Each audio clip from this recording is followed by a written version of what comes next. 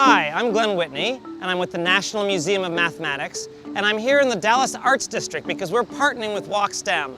And I'd love to take you along with me this morning, a little taste of what we do in our math walking tours to show the math that's in the world around us.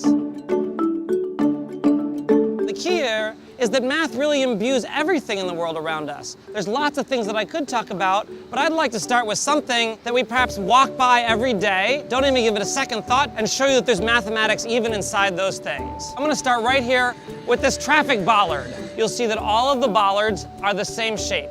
Every single one is a cylinder. Why would that be?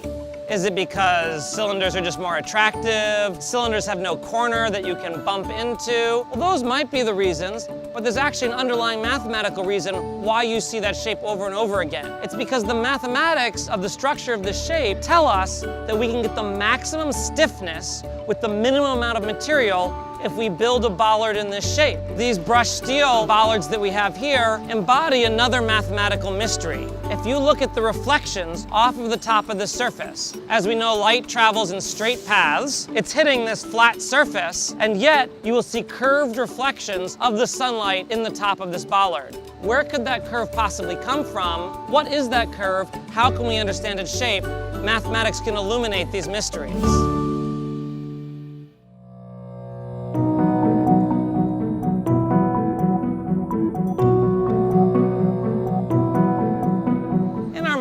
We like to highlight how mathematics imbues not only our built environment, but the natural environment around us as well, and this tour is no exception.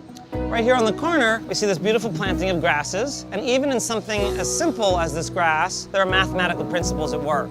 What does the plant want to do? It wants to reproduce, it wants to survive. In order to do that, it needs to spread its seeds as widely as possible. On the other hand, it can't move around. It just has this stalk. You will see that the individual seeds are not in any simple arrangement. They're actually in a complex geometric arrangement around the shaft of that stalk. That arrangement has evolved over millennia to maximize its ability to spread its seeds far and wide. And so we see a mathematical principle being discovered by the process of evolution and then being embodied in this plant right here.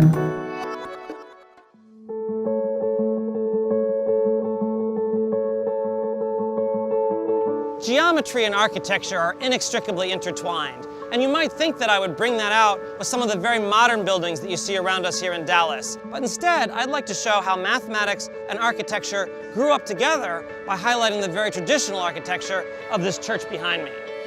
In the windows of this building, you will see a large circle divided symmetrically into many smaller circles. The tradition of using the geometry of circles to not only create beauty, but to have symbolic significance dates back centuries, and we see it in the traditional church behind me.